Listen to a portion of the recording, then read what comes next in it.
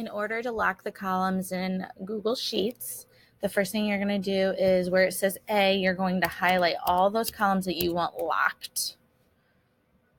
Then you're going to go to Data. You're going to scroll down to Protected Sheets and Ranges. And then just enter a description. It's kind of like you're giving a title to that. So I just wrote Locked Columns.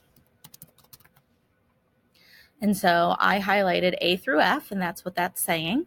So then you have to set permissions. So who is allowed to actually edit those locked columns? So for me, I would only put only you.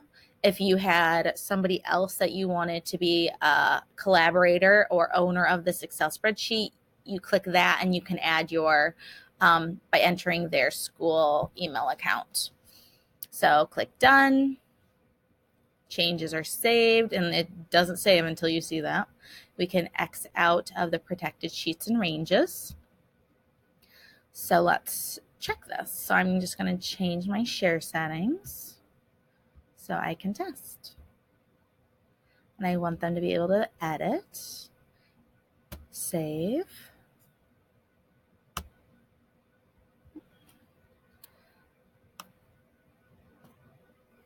Let's grab that again.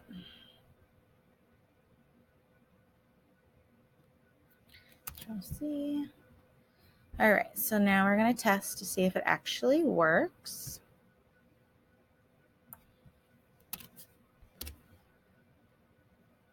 So when I try to enter in a locked region,